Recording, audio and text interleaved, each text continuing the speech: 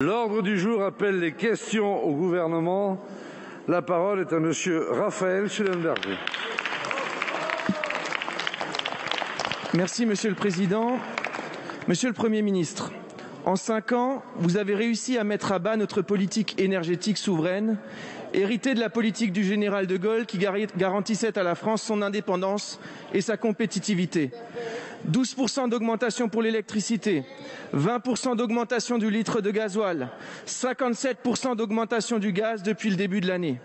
Que cela vous plaise ou non, c'est le résultat de votre politique énergétique. Vous le savez pertinemment, les tarifs, en dépit des mesures budgétaires électoralistes que vous prenez, continueront d'augmenter car il s'agit là d'un problème structurel que vous avez importé en France. Vous êtes le responsable de cette situation car c'est votre programmation pluriannuelle de l'énergie qui a mis à mal les énergies peu chères et propres. Mais n'écoutant que votre courage qui ne vous dit rien, vous préférez toujours l'idéologie au pragmatisme. Au moment même où nos besoins en énergie augmentent, vous persistez dans votre choix et prévoyez de fermer, après Fessenheim, 12 nouvelles centrales nucléaires fiables, productrices d'une énergie bas carbone, constante et peu coûteuse. Face à cette situation déplorable, vous tenez un discours pro-nucléaire à 6 mois d'une élection sans jamais avoir rien fait depuis 4 ans. L'heure n'est plus aux mots d'amour, mais aux preuves. Les risques d'un blackout électrique pour l'hiver 2022 grandissent chaque jour.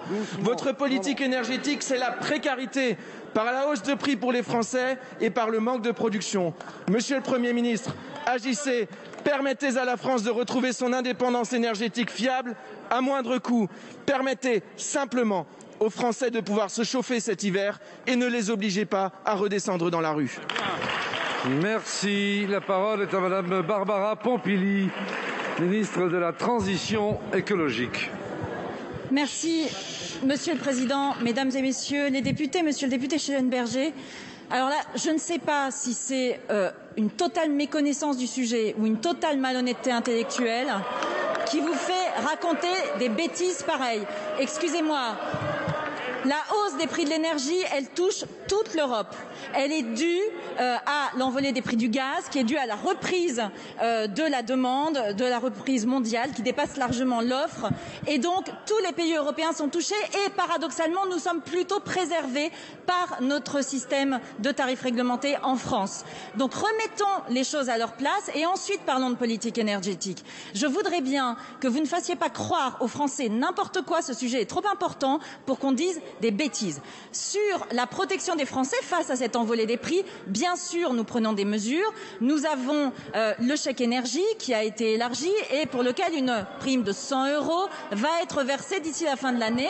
Nous avons, par l'intermédiaire de Monsieur le Premier ministre, élargi aussi un bouclier qui va permettre de protéger nos concitoyens contre les hausses futures du gaz et aussi contre les hausses d'électricité.